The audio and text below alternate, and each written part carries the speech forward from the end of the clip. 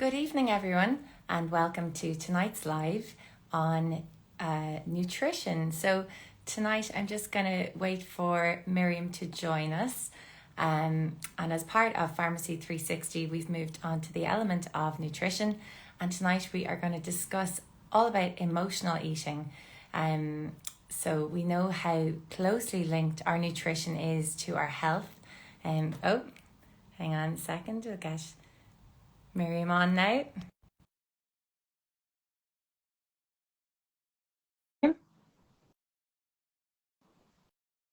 I'm sure she'll be on it any moment now. So, nutrition and our health so closely linked. Oh, there we go. Hello, how are you? Good, thank you. And yourself? You're good? Good, I'm good. Yeah, great to see you. I'm looking forward to our chat tonight. Yeah, it's going to be great. I think it's such an important topic that we can all relate to. And, we've all experienced times where we lean to food for support during times of different types of emotions. And, it's not to say that one's right or wrong, it's to understand it and really get to the knowing of the awareness around it. Absolutely, Liz. And I think, as we were chatting about the whole 360 program, and when we came to the module on nutrition, I remember the first thing I said was, well, I really, really think it's important that we discuss and really chat about the whole area of emotion eating because we can talk about food all we want, but it's our relationship to food.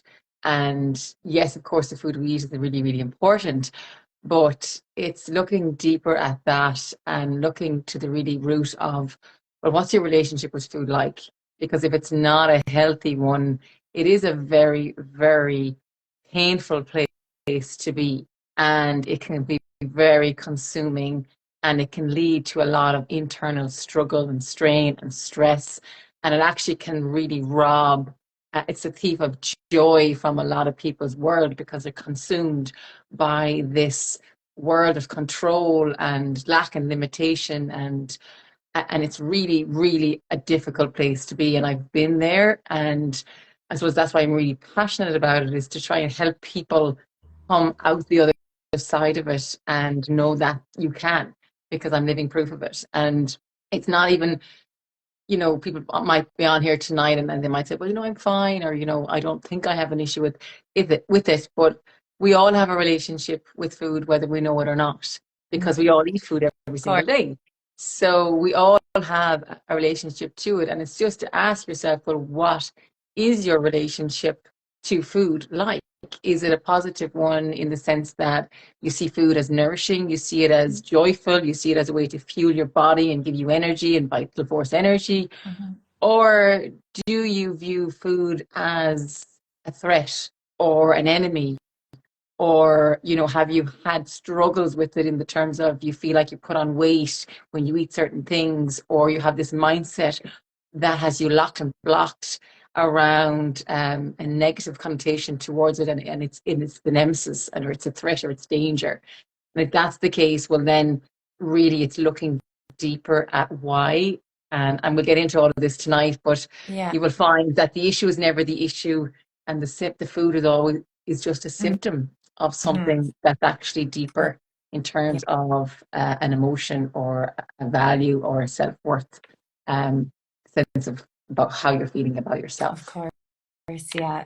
And I think a really good place to start would actually be for people listening to define what is emotional eating. It's a term we might just hear thrown around, but if you'd like to just explain it in your own words.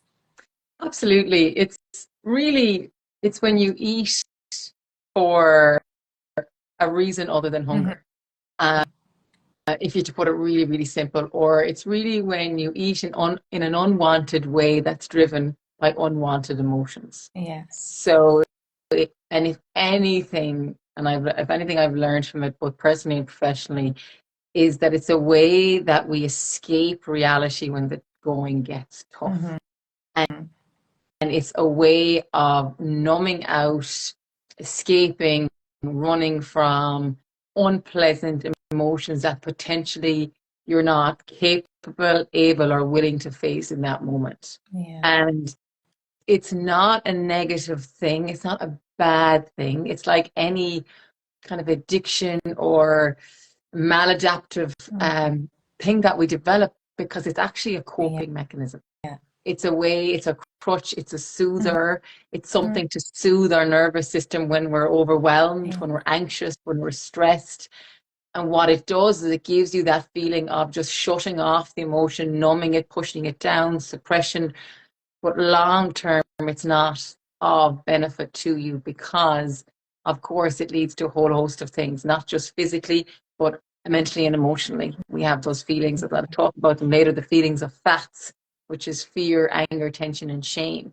And they are such heavy emotions that we carry and burden. And from that, that leads to another vicious cycle of going back to the trigger, which then reenacts the response, which is the food, numb, suppress, and you're in this vicious cycle.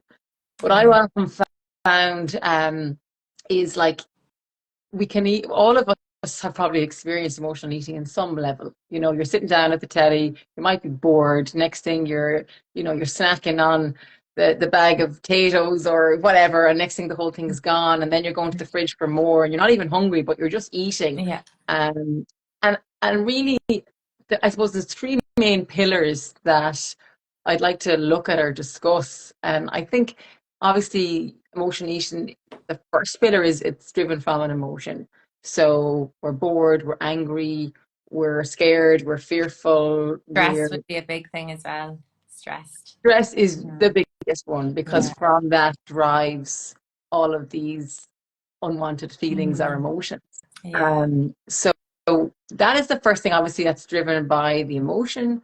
But then the second pillar to look at is what drives this unwanted eating in unwanted ways and these cravings and these sugars is a biochemical or hormonal Mm-hmm. thing. So back on what you just said about stress, if we are highly stressed and we are in that sympathetic state, dominant living, which is that fight or flight, which where we Mm-hmm. have flooding of our hormones, of our stress hormones, cortisol and adrenaline, that is Mm-hmm. going to, as you all know, that is going to keep you locked in that fight or flight Yeah. response. When we're in that fight or flight response, what do we need? We need glucose. Glucose. We need Yeah. sugar. We need energy to fight the bear. There's no Yeah. bears. It's all of those emails. It's those to-do lists. It's those WhatsApps that you get back to. It's yada yada. Yada. It's the psychological bears and traumas that are fueling or filling our world. Mm-hmm. And we need sugar, we need glucose to fight or to flight, which is to run Yeah. away. So we need this energy. So even though intellectually, Liz, I shouldn't be eating Yeah. the full bar of chocolate, I shouldn't be having the full bottle of wine, blah, blah, blah. But there's an urgency, there's like a rage, there's just a I can't help myself feeling. Yeah. And that obviously is driven from the emotion. As it's like, I can't feel this emotion. It's too much. I need to just get rid of it. Yeah. Or hormonally and chemically, you're just saying, I need energy because my body is screaming, saying, under such a threat. There's such danger. If I don't get sugar and glucose now, I'm going to crash and burn. And the body's trying to say, actually, give it to her quick. She needs to Yeah. survive. And And it's such a common thing. Like I know, say even for example in the pharmacy, like this time of year, it's extremely busy, and by the afternoon, I'm sure so many people can relate to this in lots of workspaces. But we're in a healthcare industry, and the amount of times there's treats sitting there, and it's like, I need something nice, I need this. And it's driven by a stressful environment, and like we know better. Like, it's not to say that we can't enjoy treats. Of course, there's times, but it's what's driving the kind of the habit of it, and how often is it happening, and then the awareness, and then as you said, the cycle. Like, is it causing a kind of negative self-talk where like you're really hard on yourself and you're guilting yourself and shame and all these, like, anger, bitterness. It can be a really hard cycle to break. And I think because of the habit of it all as well, like, we develop these coping mechanisms where we lean on, or can sometimes lean on, food when emotions get high. And we often develop that at such a young age without even realizing. So when we come to try and change it, it can be really challenging. So what tips would you like anyone that wanted to try to break that habit? What would you recommend? Absolutely, I've loads, and I'll get into all of them. But I think before we even get into that, it's Mm-hmm. just also, you said there from an early age, absolutely, because even, if somebody falls, distract them. Here's a sweet, here's a Yeah, lollipop, here's a chocolate. It's kind of like, oh, here's another treat, here's another, yeah, and we do, unbeknownst to ourselves, yeah. we gravitate towards, food for pleasure, Mm-hmm. and And to hide and emotions, like you're not sad, that's not a real emotion. Whereas the child is sad, will express it, and then it'll be gone. Whereas we try to put a lid on it sometimes and absolutely. distract. Mm, And suppression breeds depression. And, mm, and that is the biggest thing that drives any form of unwanted behavior, but in particular, something like emotional eating, over mm, drinking, anything. It's because we have this void within us. We're starving within ourselves for things that truly matter. mm, And we're starved of actual real joy and nourishment. mm, And there's this thing that, I've often spoken about primary and secondary foods. And when mm, I'm studying with the integrative nutrition, this was one of the biggest things that truly like blew my mind and really helped me on my own journey mm, through this. So I came to having a disharmonious relationship with food, and brought me to therapy. And I remember going, oh, I just had this stuff around food. I want to sort it out. And mm, I'll never forget, like, it was like a whack in the face. And she said to me, the issue is not the issue here. Food is not your issue. And I was kind of like, no, it is. That's all that's wrong. She was like, that's the symptom. We need to take the lid off here, shine a light on what is actually going on internally. Why is there a disharmonious sense of self internally? What's the void? What's the gap? Because yeah, we are a nation right now where we're trying to fill up on external things to meet an mm, internal need. But food will fill us up, but it can never fulfill us. yeah, And the primary foods really are all the things in your life that truly nourish you beyond the mm, plate. So we mm, often think of nourishment and food in terms of, your vitamins and your minerals and your superfoods and X, Y, and Z. mhm, Yes, of course, they're all really yeah, important, but your primary foods, which are really categorized into your sense of self, which is your spirituality, who you are, your core values. Are you living a life that is joyful, that, is aligned to your core values? Are you in a career that is igniting the life within you, or is it stealing the life within you? Is your soul mm, being suppressed? So your spirituality, who you are, your career, the sense of movement, physical activity, mhm, are you moving these emotions out of the body? yeah, Are you giving them space? So if an unwanted emotion has taken residency within you, it's like a parasite, it has found a home in your body. mhm, But if you're not going to welcome that and you're going to try and push it into the dark corners of the body, what's going to happen is it's just going to get stronger and stronger and stronger. It's like a child that's kind of rebelling against you until it eventually blows. It's kind of like a pressure cooker, or if you have a bottle of fizzy orange and yeah, you shake it, but you're going to say, oh, I'm going to tighten the lid on that now. I'm not going to let that out for yeah, fear of shame or judgment or whatever it is. mhm. And what happens is then It'll blow. we get this explosion. You blow, you flip off the handle, or you burn out, or you get sick.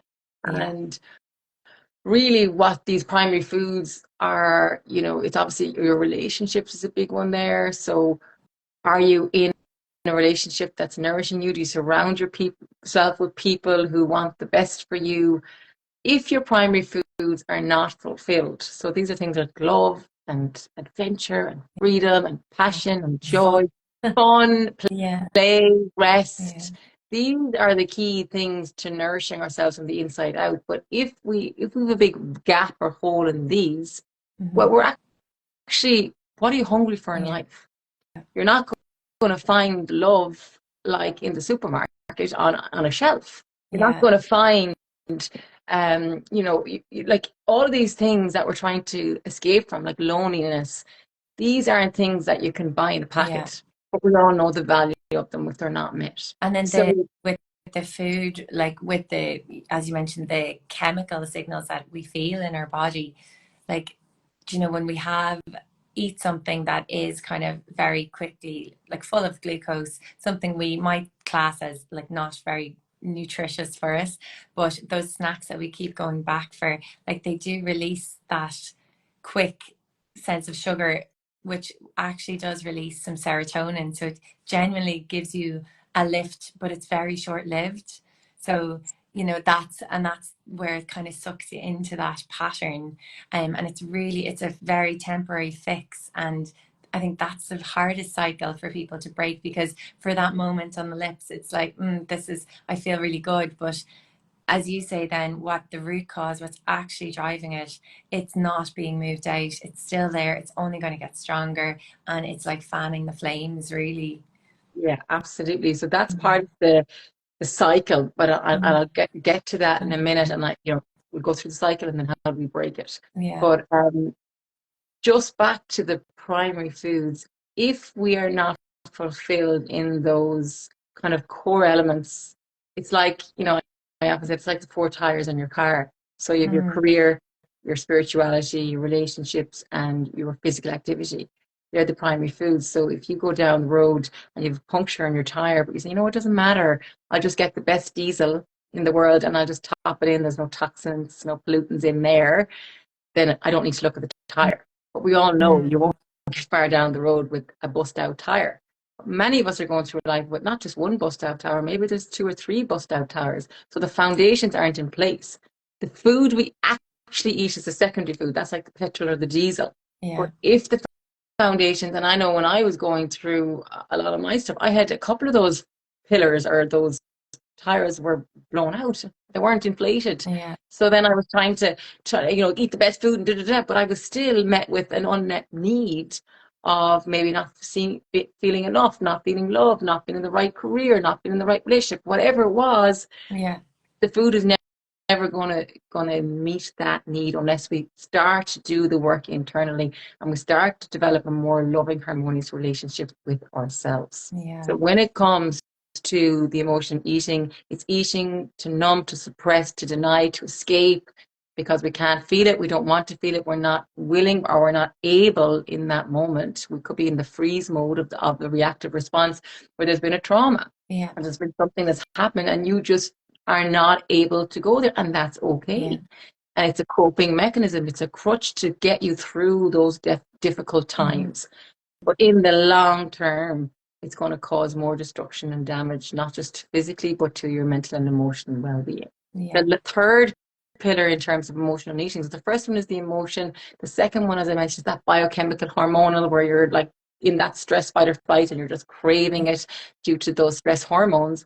But then the third one is also if you've been years of yo-yo dieting, where you've been up and down and in and out and you've been just driven demented. And I hate even the word diet, like the Mm. first three letters is to die, D-I-E, So, and the diets will just focus on one thing. They focus on food and nothing else.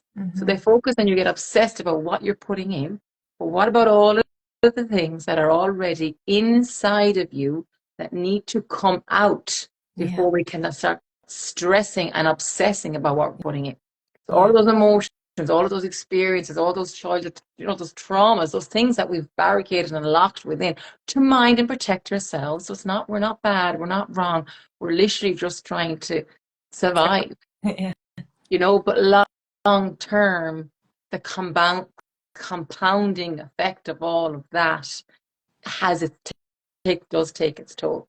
Yeah. So, that yo-yo dieting whereby we've been kind of eating lots of food, but like they're devoid of nutrients. Yeah. So what's happening is you might be eating a lot of food, but deep down we're overfed and we're undernourished.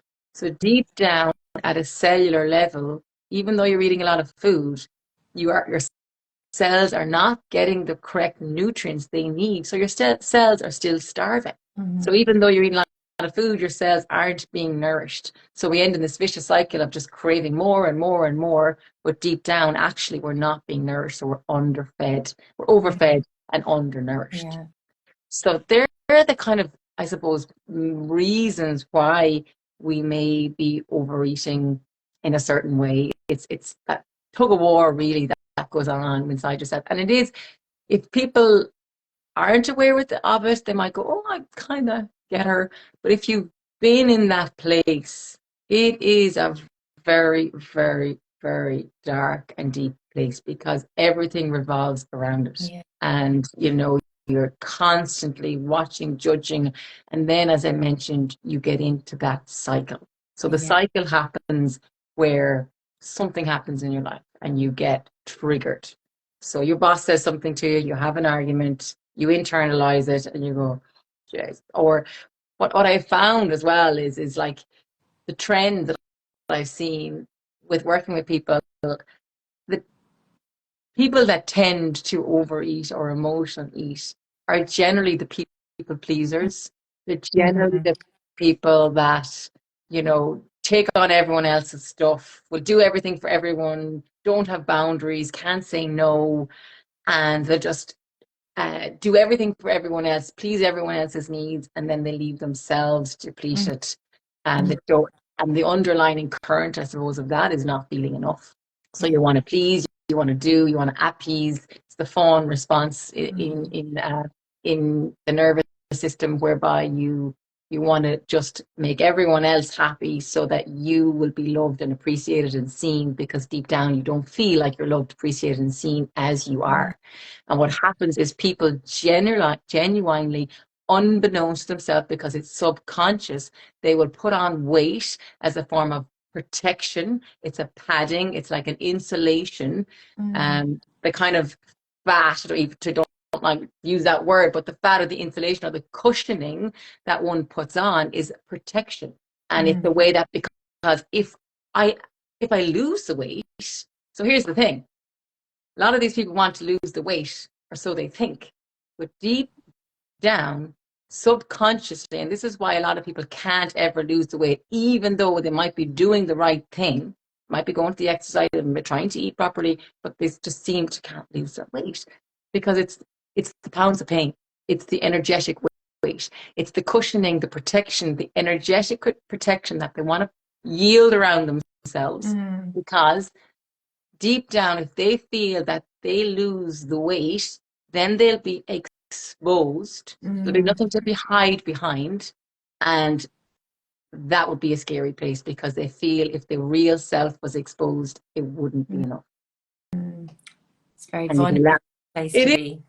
It is. And even it's like the log, as my husband says, it's like, if you get lost at sea and you are waiting for the helicopter to come, and you find this log and you're holding on to the log for dear life, you've been holding on for 24 hours and you can't wait for someone to come and save you. But then the helicopter comes, the winch man comes down, he says, I need you to let go of the log. People can't let go of the log because it's become their crutch. It's like their identity, it's their safety. Yeah. And it's the same with emotion eating, even though you think you want to stop it. And I'll never forget when my therapist said to me, she goes, so if we took that away from you, what would that be like?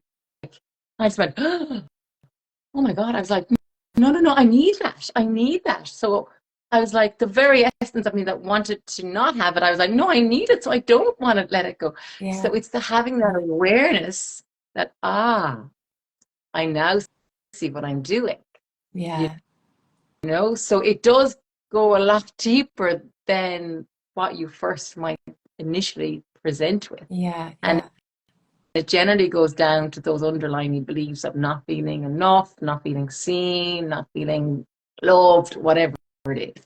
And then, as I mentioned, the cycle kicks in. So something happens at work, it triggers an old wound. You have that conversation, your boss says something to you, you have an argument with someone, whatever, and you get this anger or this fear or this whatever emotion gets, or loneliness or sadness or something gets evoked. Yeah. And then what happens is I need to get home. So you get into the car, you pull into the petrol station, you load up on a load of crap food, sugar, crisps, whatever it is. Maybe you're eating it in the car. A lot of emotional eating is done in secrecy as well. Mm. And there's a Yeah. shame then that breathes underneath that secrecy of hiding. Or you go home and you kind of overeat and you kind of lash out and you're going to the fridge and you're opening the fridge. And then you're back on the couch and then you're opening the fridge again to miraculously think something else has landed in there, which it hasn't. But that's the kind of, so then you go, that's the response or the reaction. So we Mm. get triggered. Yeah. That gives us the reaction, the response, which is go to the food as my crutch to numb, to suppress. I don't want to feel this. Yeah. And then, as you mentioned, you get that temporary Yeah. high. You get that bliss, that euphoria, that kind of pain is gone. Don't have to deal with this. You get the sugar hit, the Yeah. serotonin, the dopamines, all of these kind of, Yeah. oh, isn't this wonderful? Isn't this great? But it is short-lived. Yeah. And then the whack you get after that. So then you go on to the next phase of the cycle, which is I call the hangover effect. Yeah. And that can be physical or emotional. So physically, you feel crap. Yeah. Like, if like Christmas Day, the coma, you're on the couch, you can't move, you're bloated, you're Yeah. tired, you're flat, you just feel a bit, oh my God. Yeah. So that's the physical symptoms. But then you also have the emotional, and that they're the feelings, as I mentioned, the feelings of FATS, FATS, so fear. And from that, you drives anger, tension, and shame. And Yeah. shame then and guilt are the densest of emotions to feel in the body. They're really heavy to hold. They're really, really not nice emotions. They're sticky, they're heavy. And then from those emotions, you get triggered again. So you're back into Yeah. the cycle. So Yeah. that's unfortunately a lot of where people are at. Yeah. Um, and you may be surprised at the people that are in that cycle because a lot of it is done in secrecy, or Yeah. they feel like I can't share that with the world because people will think I'm weak or weird or whatever. Um, Yeah. The shame is so very, very sad, isn't it? Like it's a sad place to be, and being ashamed of yourself, like you know, it's just well, it is, and like I've been there, and I would say to people like it's sad to feel in that yeah, emotion, but it's not sad place at all because it's so normal, and it's actually you're just trying to love yourself, yeah, and you're just trying to you know survive and cope, yeah. and 'Cause nobody else can hear what you're thinking. Like our own self-talk. It's so important. Like it impacts our health so oh, much. And it's everything. yeah, It's everything. And from it, it has obviously so much impacts on the physical mm, body. But I yeah, think, the biggest thing I would say to anybody is in order to heal it, you have to go mm, through it. mm, And it's not just to go through it and get out the other end of it. And I hand on heart can say that I have no issue with food anymore. And I never thought I'd be able to say that ever. And I remember sitting with my therapist saying, like, this is just something I'm going to have my whole life. And she was like, no, you can totally be free from this. And I was like, "Mm, are you off your head?" Like, and I think that's why I'm so passionate about it now is because I have been through it. I know what it's like, and I yeah, know you can come out the other end of it. And the biggest thing I would say to people is you have to start with compassion. You have to start with developing a more loving, harmonious relationship with yourself. That yeah, is the undercurrent, it's the key, because from there you can start to not crave or need because what you're really doing, it's a form of punishment, it's a form of self-sabotage. You're self-sabotaging yourself because you're punishing yourself because you don't feel like you're worthy or you're shameful or yeah, whatever. And really to break the cycle, I know you've asked how do we do it, and I know lots of people on here would be like, okay, Miriam, I know all that now, but tell me how do I do yeah. it? How do I break What do I it? do? So yeah, well, the first thing I would say is like we are not Amazon Prime, and it's not going to be delivered or fixed in 2 days. Yeah, So we are in this fast-paced culture. I want everything now. I want everything fixed now. So you've potentially been years of doing it. So it's not going to be an overnight fix. And if it is, it wouldn't be healed truly and fully. So you do have to have a little bit of patience, and it does require a commitment to do the work and to start to shine a light on those critters that have been kind of pushed down into the basement for many years. And in order to go through it, you have to face the emotions so that you can feel them, so that you can heal them. Yeah. And the first thing I would say in breaking that cycle really is, I really think it's important that we become a detective of the soul. And really what is that is we start to ask ourselves really important questions. We start to get honest with ourselves. And the first question would be like, what are you actually hungry for in life? What are you craving? What are you looking and longing for? What's the void? Is it a lack of joy? Is it a lack of fun? Is it a lack of rest, peace? What is what are you truly hungry for in life beyond the plate? And then within that, becoming a detective of soul is how can you develop a more loving, harmonious relationship with yourself? And as I mentioned, the first thing is compassion. Starting with things like mirror work. The amount of people that can't do mirror work because they just can't look at themselves in the mirror. It's been too long and too painful. And what would you recommend for someone that feels that way, like to start? So the first thing I would say is if you are feeling like that, I would actually say it's a good thing, because we know where your block is now. We know there's a resistance there. There's an unwillingness to do that. And we know that behind the greatest blocks of resistance is the greatest opportunities for freedom and moving through something. But what I would say is if you are in that position, I would start small. So I would go to the mirror and just look into your eyes. So you don't even have to look at the rest of the body. Just start looking into your beautiful eyes, which are the windows of the soul. And start by saying one small, nice thing to yourself about yourself. It doesn't have to be a physical attribution. It can be something like, I'm a kind friend. I'm a loving mother. I am a beautiful daughter. I'm great at what I do. Whatever it is, it can be anything, but just start small. And the more we do something like anything, is you're building that new muscles, neuroplasticity, and you're starting to plant new seeds in your conscious mind, which then feeds the subconscious, and you're starting to see yourself in a new light. This is one of the most powerful things you can do to start to develop a more loving, harmonious relationship with yourself. And then maybe you can start to even do something like, even if you find it hard to say, like, I approve of myself, I love myself, whatever, I am willing to, I'm willing to care for myself. I am willing to show up for myself. I am willing to love myself, whatever it is, just to start that process. And then other ways of obviously that would be things like obviously getting help when you need it by talking to someone, a good trained therapist or a good, loyal, trusted friend or family member. Because the biggest next thing I would say in your healing process is you have to acknowledge it and say it outwards. You have to be honest with yourself and to the world. You got vulnerability is not a weakness, it's the strength. And by the very essence of owning up to it and admitting it, there's a relief in that in itself.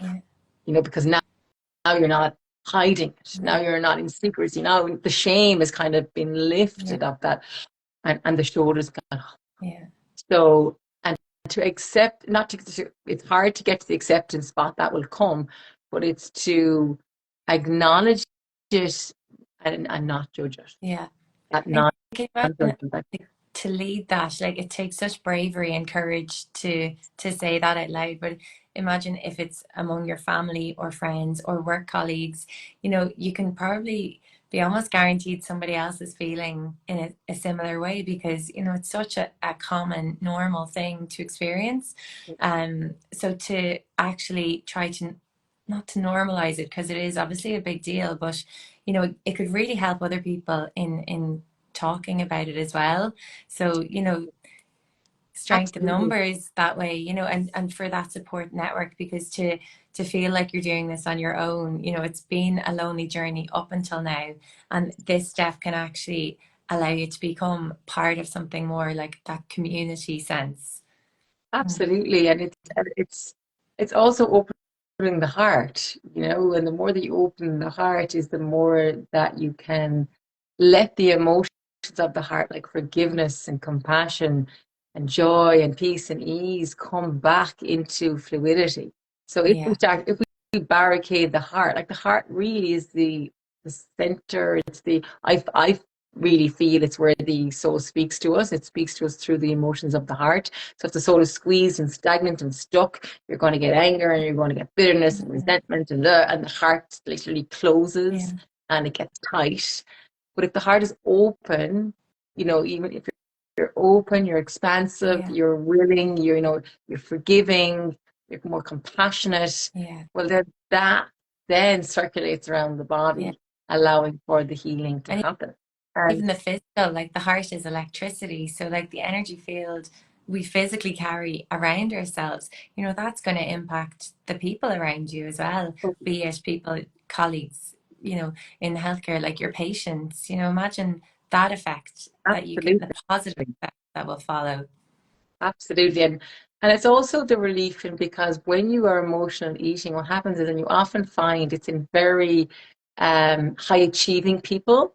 So people who are high achievers, who maybe, are at the top of the game, always grade A students, da da da da. And And the reason, control, is it a control thing, maybe? well, it's more like, oh my God, let me off the hook for a while. Yeah. Because your life has been so strained by Mm, trying to achieve. And mm, it's like, oh, and it's like, and then it's like, oh my God, like let me just off the hook for a while. And that's why it's like that really. release or that Mm, escape from the pressure and the strain of always having to uphold. mhm. So it's like that unraveling of, oh my God, I don't need to. But as I said, then you get the bang, the knock-on hangover effect. Yeah. So when we're trying to break that cycle, so becoming a detective of the soul, asking those powerful questions, becoming honest with yourself, having a safe space where you can go and share it and speak about it and unravel it. Mhm. And then really the biggest part is that you kind of have to really sit into those emotions and deconstruct them in a healthy way. So you got to observe what the emotion is. Mhm. Then you got to acknowledge it without the judgment. Then you got to release it. So how do we release those emotions in a healthy way? So we've spoken about some of them, talking it out, move it out. Like emotion is energy in motion. It needs to be moved Mhm. out of the body. Anxiety is just heightened energy that has no place to go. And Mhm. if it doesn't get moved out of the body, it's like that bottle of Coke that you're fizzing and fizzing and fizzing, and it's Yeah. like, oh, nowhere to Yeah. go. And you're just like, and then it's like lid back on, lid back on, lid back on, lid back on. And then we Yeah. get the cushioning and the sport. And it's just this, cycle that we get into. So move the body. Like we all know we get those endorphins, the serotonin, the dopamine. We can get that not just from the chocolate, we can get it from exercise. Yeah. We get it from moving the body. And then we Yeah. stimulate the lymphatic system. When we stimulate the lymphatic system, we get help to rid the toxins and the waste material from the body. So then you're starting to cleanse and clear and purify. Yeah. And when you're feeling light and free after exercise, like how many of us would go to the gym and crave a bar of chocolate No. after? You just don't. No. So when you move the body, and even if it's just literally getting up from the desk and just doing a little bit of shaking or a bit of neck roll or Yeah. rolling the shoulders, just anything to Yeah. kind of break that. Dancing, isn't Jerry always saying that? Dancing is powerful. Just even doing some heel lifts up and down, Mm. breathing it out. Breathing is movement. I mean, your lion's breath, get that anger out. get onto the yoga mat. There's just like release. Yeah. So to release the emotion, move it out, talk it out, breathe it out, cry it out. Yeah. I always say crying is like vomiting for the emotional world. Just Mm. get it out, sweat it out, um, write it out, Yeah. journaling, amazing way, and it creates a gap between your actual thoughts and yourself. So there's a non-judgment Okay. piece there without even knowing it. There's a kind of like, that's interesting, that's in there. And It it's does always feel like it does lift a weight, doesn't it? When you put pen to paper, yeah, I always think of, I don't know if you like Harry Potter with Dumbledore's pencil that he does when he used to put his wand to his head and put stories into the pencil. And then it was like out of his head, he could observe them, he's like, I'm yeah, missing something. It was so interesting to see it as an yeah, external thing. absolutely. Mm. And it's just another avenue for dumping those unwanted thoughts, feelings, and emotions that can congeal and build within the body. And then if we're not releasing them, as we mentioned earlier, then we run to the food, we run to the external to try and meet, suppress, and deny those emotions. So that's one of the other ways of how we get to break the cycle is so Yeah. we observe the emotion, we acknowledge it without the judgment, we try and release it in a healthy way. And then the last pillar really is the transformation or transmutation. So once we release, then there's a space now for something else to be Mm. created. So we start to plant new seeds. Okay. So looking at doing your affirmations there, bringing in, as I mentioned, the mirror work, starting to implement and break through those subconscious limiting programs that we have inherited or that we've been living out of for all our life. I mean, we're 95% living out of subconscious programs. Yeah. So if we can start to become aware of what are those subconscious programs, what is that lack limitation mindset, where have I not felt enough, where do I not value myself, and you start to then unlock those and you start to create new thought patterns, Mm-hmm. new ways of thinking about yourself, new relationship with yourself, newfound love, newfound compassion, newfound respect. And Mm-hmm. when you start to build that muscle up, well, then you don't crave the external need to suppress, deny, and self Yeah. sabotage yourself because there's a natural growth, there's a natural love for yourself. And as I said, the heart is now opening, and you don't need to shield and protect and deny and go into secrecy, shame, and Yeah. blame when you're in that Mm-hmm. space. So they'd really be looking at how we kind of do the work. And Yeah. doing the work is, we can't not do the work. We can't not heal without doing the work. Yeah. You need Um, to feel it yeah, gotta first. face it to feel it to heal it. And that is the hard part. And I think, but it's also the magical part Yeah. because I really feel everything that's put in your way is put there for a reason to make you mature into a wiser person Mm-hmm. so that you can then go live your life and be of service in a more fulfilled way. So I know from me having to go through that, I can now help other people through the same process because I've lived it and I've Yeah. experienced it and I've met the depth of it. And Yeah. it's not to say we'll all be facing different things and challenges, stresses and strains in all our lives. Yeah. But when we can go through it, and I feel like that's the alchemy where the lead gets transmuted into the gold is in the learning of it. And Yeah. it's not like I often say in yoga, it's not about touching your toes, it's what you meet along the way to touching your toes is the lessons, that's the learning, that's the gold.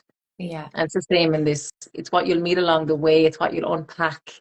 It's all those critters that have been shoved down into the basement for years that they start to now surface. And when you're surfacing, it's uncomfortable. Yeah. It really is. It's uncomfortable. But when you can then release it, the healing and the lightness and the freedom Yeah. is is just transformative. And really what happens then is the weight just falls off. And there's no more Yeah. struggle or strain of belting yourself into the gym and punishing yourself and going into that restriction mindset. And what often happens is after the biggest restriction, you'll get the biggest outburst. So a lot of people go, I'm not going to eat this now for 6 weeks. I have a wedding coming up and I want Mm. to fit into this, blah, blah. And the restriction and restriction and Yeah. restriction. Then the wedding come, what happens? Blood. Or like someone for Christmas, they're on, like on this diet even up to Christmas.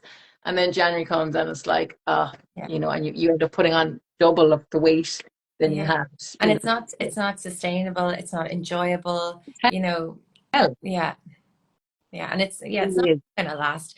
So like you spoke about the space that can happen after you do the work.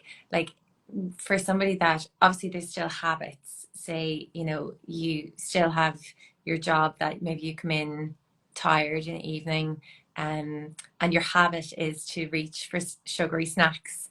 I'm too tired to cook something. I'm too tired to this.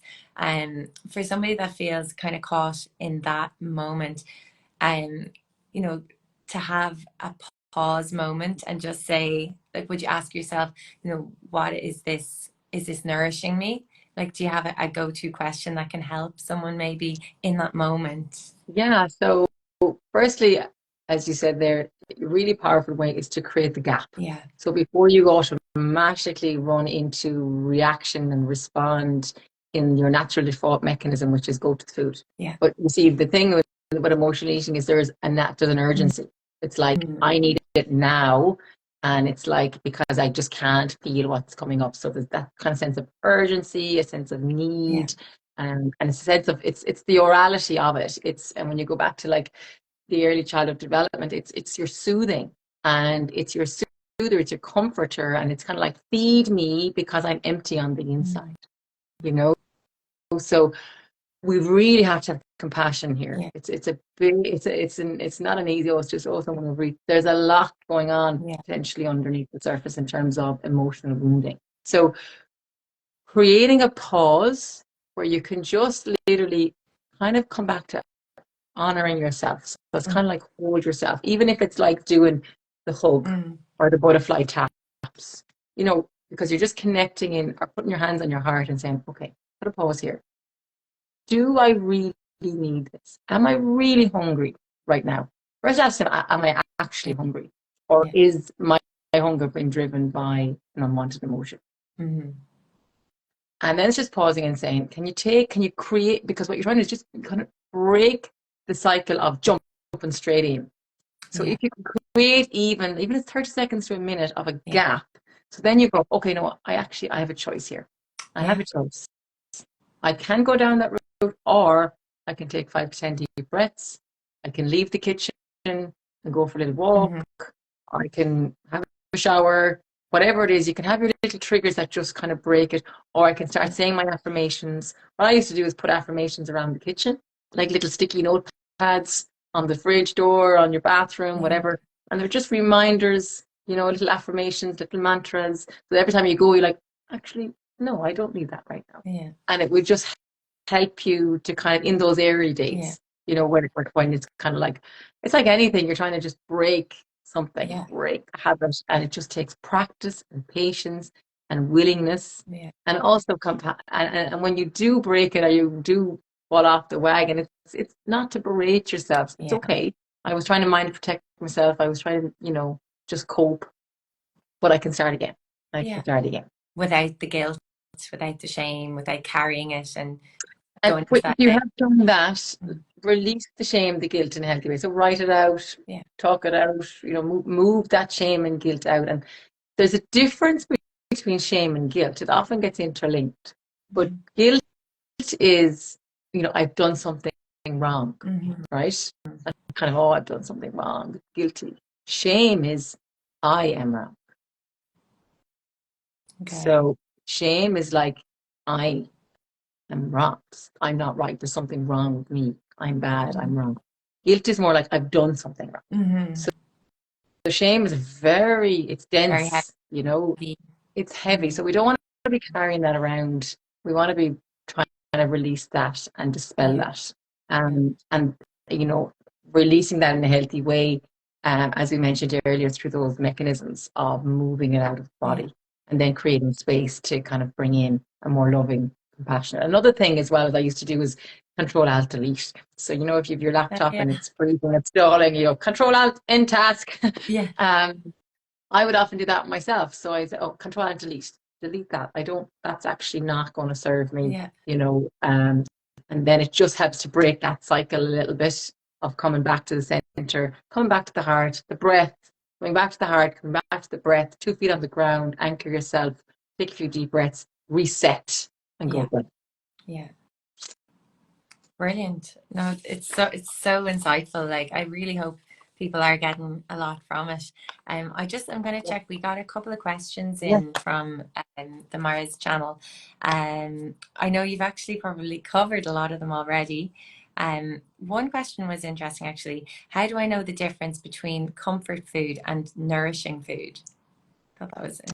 Well, yeah, it's a good question, but I think it's more nourishing food is going to be food that's not Yeah, processed, that is, more wholesome food that's going to really give nutrients and fuel and energy to your cells. yeah, Comfort food can be wholesome, nourishing food. So it can, if you're eating really good, healthy food and it gives you that sense of comfort, amazing. yeah, So like, for example, a lot of the natural sweet foods.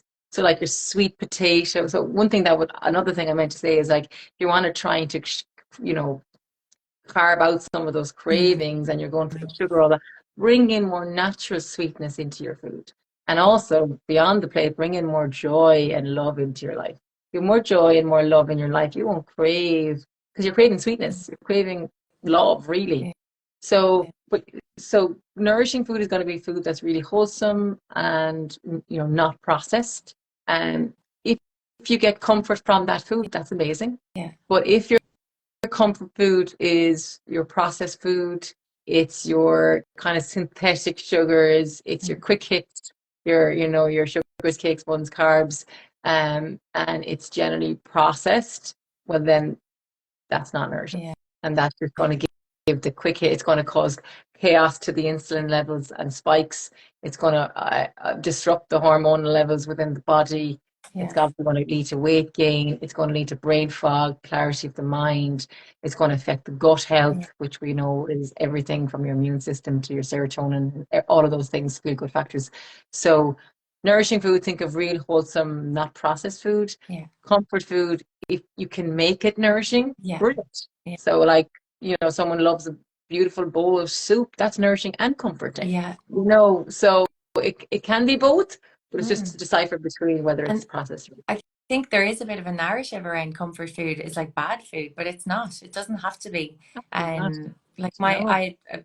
my porridge this morning. This is my treat porridge. It's like an apple strudel. It's like grated apple porridge, sultanas, cinnamon, like so tasty. It is divine, and it's so comforting. And like that first thing in the morning, just like, and it's so healthy. Like it's so It's a good for you. ball of Yeah, warmth, like it's it's beautiful, like a especially big this time hug. of year. Yes. Yeah, it's so good. Yeah. And then I'm just gonna check another question if we have time. Um, there was one question. I do think we've covered it. Do you have any tips for reducing my reliance on sugary food when stressed? Again, it's trying to think of healthy alternatives as well, like bringing in good food, isn't it? Absolutely. Can you just repeat that Yeah, again? Because I was just reading another yeah. a question that came in on the comments there. Sorry. No, you're grand. It was, do you have any tips for reducing my reliance on sugary food when stressed? Okay. So first thing is you got to deal with stress. Yeah, So again, the sugary cravings is a symptom of something deeper. yeah, So the sugary craving food is actually not the issue here. It's the stress that's the issue. So it's again getting back to the root cause of everything and anything, which is what we're doing here with this integrated program, yeah, this root cause approach. So you got to manage the stress. If you're not in a stressful state, you won't be craving the sugar and the yeah. stress. So that is the key.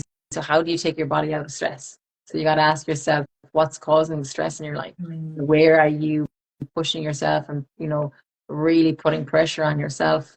You got to start to learn to say no, create boundaries, remove yourself from toxic situations and relationships or, environments that aren't nourishing you.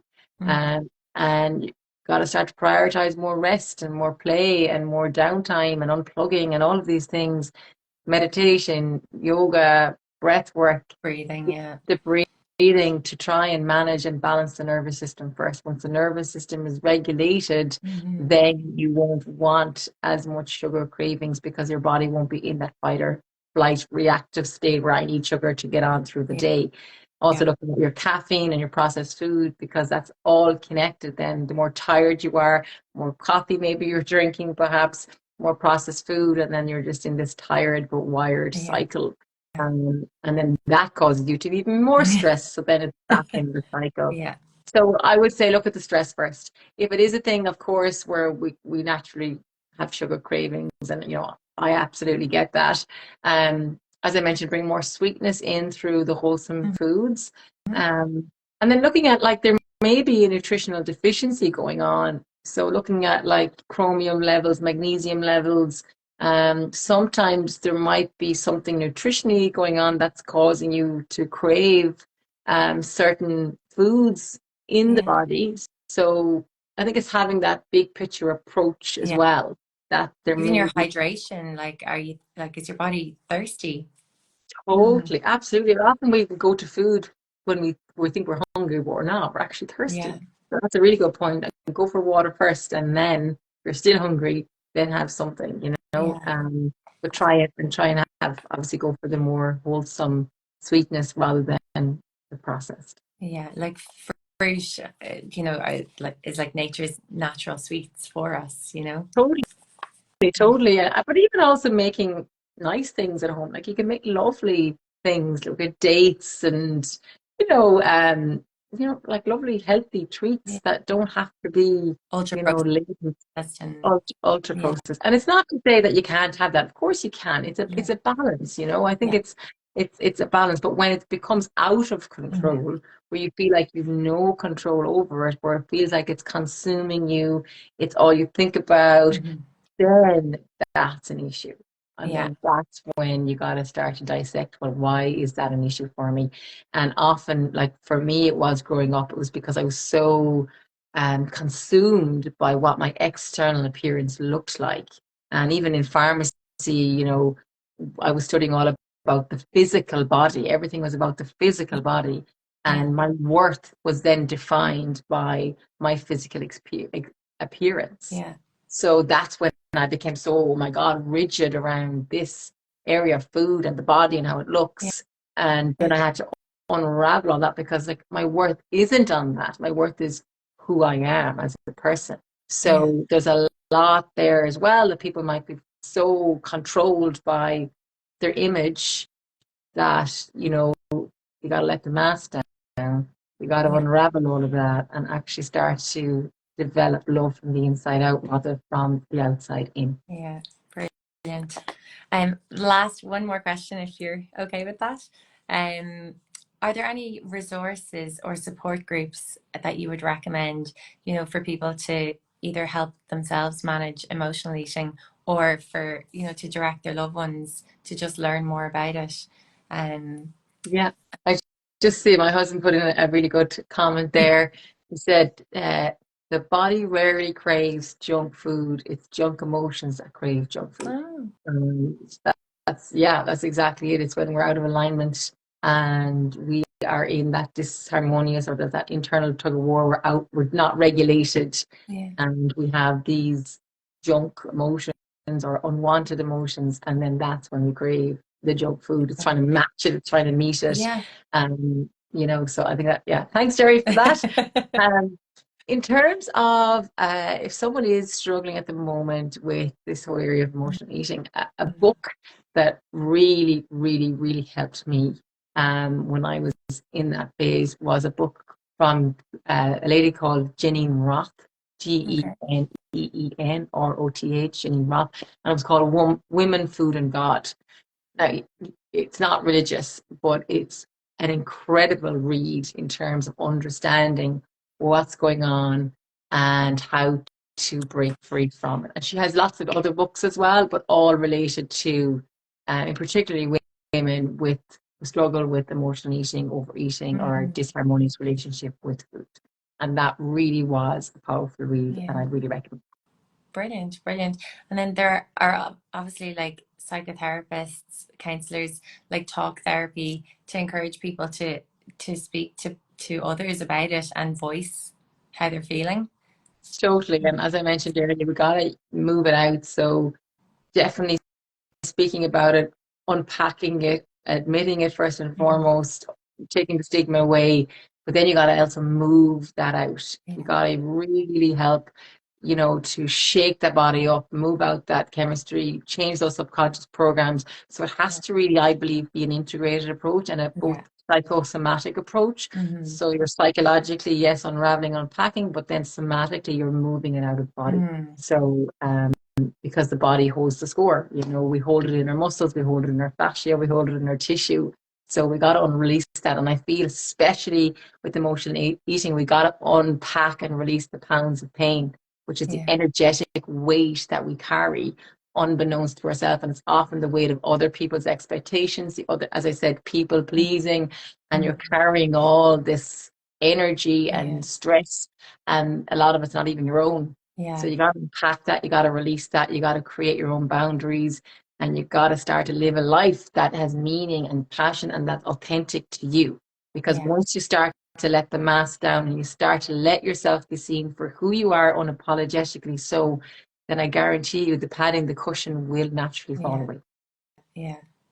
Brilliant. Well, look, before we finish, there's one more thing we have to mention because in about 2 weeks' time, yourself and your husband Jerry have an event coming up in the National Concert Hall. Do you want to take the floor and tell people about it? Because I've been twice. I've been to both of your shows and stuff quite a few times, but I've been to the concert hall twice, and it's a brilliant, brilliant day. Oh, thank you. Thank you, Liz. Yes, it is. It's one of our it's our flagship, I suppose, annual event. And it's a very, very moving and very profound day. It's actually quite hard to put into words. You kind of have to nearly experience it to feel it, but the energy in the room is really powerful. And Mm-hmm. it's a day of, you know, many of us are going through life with so many to-do lists, lots of stress, lots of challenge, lots of strain. And it's a day for you just to let that all go and pause, breathe, reset, get a little bit of clarity. We do lots of beautiful meditations, but also it's a very inspiring and uplifting day Mm-hmm. where people feel like they get stitched back up together a little bit Yeah. and they can kind of go back with newfound hope Yeah. about Kind of fills themselves, your about their cup life. up. Absolutely. It's a very soul nourishing day, and we put so much effort into it to really make it a really powerful, moving day, from the songs, the performers, the energy, the talks. And we have an amazing Brian Penny is going to be on, one of our guest speakers. So Jerry and himself are going to have a really great conversation about addiction, trauma, letting go. We have Stephanie Rainey coming on to sing. I don't know if you've followed her. She was on Yeah, America's Got Talent. she's She's amazing. amazing. Yeah, so she's gonna come on and sing a song. We have beautiful quiet. Like it's just gonna be a very powerful day. We have Jenny back with her mantra and her meditations, and yeah, it's gonna be a beautiful day. So it's Sunday, the tenth of November. Yeah. And thank you for hosting tonight. And for that, we would like to do a little offer, a little giveaway, Brilliant. and like to offer out 2 tickets. So after this gets shared back up, if people would like to maybe comment below, tag someone that they'd like to bring, maybe share something that they took from the live tonight, and just tag someone that they'd like to bring, and then maybe on Friday evening we'll pick a winner of someone for 2 tickets.